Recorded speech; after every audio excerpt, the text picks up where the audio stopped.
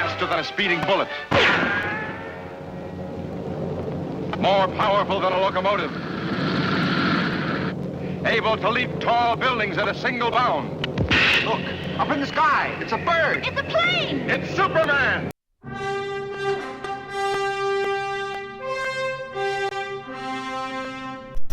The formation of DC Comics was a defining moment in social cultural history, greatly impacting how comics have evolved, the economics of the entertainment industry, and society as a whole. The comic book world started in New York in the 1930s. New York was originally an immigrant and entrepreneurial city. People were always looking for ways of cheap entertainment and something to connect to. In the early 1930s, three entrepreneurs, Harry Donenfeld, Jack Leibowitz, and Major Malcolm Wheeler Nicholson, created the first detective comic. After the success of Detective Comics, a new title was needed to reboot popularity, Action Comics, and content was desperately needed for it. Meanwhile, back in Cleveland, Ohio, Joe Shuster and Jerry Siegel were busy writing their own comics. Joe and Jerry went through many ideas before their masterpiece of Superman. Finally, DC editor Sheldon Mayer took a chance and had Superman published as the lead feature in DC's inaugural issue of now famous Action Comic. DC Comics made hundreds of millions of dollars off Superman in comics, radio, television shows, movies, and other memorabilia. Beatlemania wasn't as big of an impact as Superman mania was in America. Superman's reign hadn't really started to fade much when DC decided to look for a new superhero to take charge. In 1938, Vin Sullivan gave 18-year-old Bob Kane a chance to create his own superhero. Kane came back in a matter of days with the idea for Batman. After Kane drew up the sketches for Batman, he called up his friend Bill Finger to take a look at it and give him his opinion. Finger thought Kane's Batman looked too much like Superman. Finger gave Kane some creative ideas that Kane would make changes with. After this, Kane and Finger worked together to write the comics for Batman. Batman debuted in Detective Comics in May 1939 and proved a breakout hit. Soon after the success of Batman, DC hired Dr. William Marston, who suggested the idea for Wonder Woman. Wonder Woman was out in comics during World War II in December 1941 and inspired many women to work hard while their men were off fighting. Wonder Woman became as popular as Superman and Batman. By 1945, during World War II, DC was selling millions of comics each month, but with great success comes great competitors. By 1940, there were dozens of other comics being made by other publishers besides DC. At that time, Fawcett Publications' Captain Marvel sold out even Superman.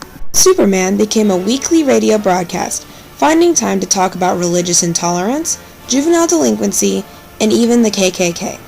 DC Comics also created a new Superman cartoon in color on TV. Comics during World War II were brimming with immigrants' patriotism. The Justice Society of America was created, showing that we should all join together to fight. The comics showed influential strips of heroes growing victory gardens, buying war bonds, and recycling scrap. Comic books were widely popular among fighting men and women. Over 30% of printed material shipped overseas were comic books. Overall, comic books were a huge effect in the world at the time.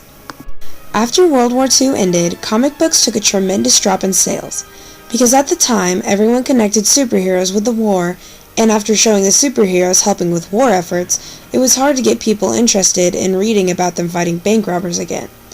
In the 1940s, superheroes all but disappeared from comic books. The only superheroes that survived were Batman and Robin, Superman, and Wonder Woman. After the war ended, women went back to working in the home and not in factories. Wonder Woman went where people thought women belonged. She went from fighting in the war to wearing a better boyfriend. DC Comics then followed their audience to a new media, from comic books to television. Instead of cartoons, it was with real actors and people thought it seemed more real. DC Comics tried to become safer as the juvenile problem started to get out of control, while other comics got worse. The book Seduction of the Innocent by Frederick Wertham came out talking about how children who read comics tend to grow up to be delinquents in crime. To Wertham, Superman was a fascist and American, and Wonder Woman was a poor role model for girls because she shows power and independence. And the most troubled was Batman and Robin. Since they were two men living in a house together, they must be raging homosexuals. All across the nation, parents were outraged, having bonfires for comic books. Courts had hearings on comic books to decide on their future in America. After the court cases were over, the decision was made that no comic book was to be sold without being edited and having a stamp of approval on the cover. Comics made dramatic changes after this. The most rebellious superheroes went extinct, while other superheroes made extreme changes to keep their companies afloat. Batman went from being Gotham's biggest vigilante to Gotham's leading citizen. Superman was no longer a symbol of patriotism. He was a dad with woman troubles. The comic book industry was on the verge of collapsing. Sales had dropped by 75% only a year after the court cases. DC Comics needed someone to save them from the rubble of what they were.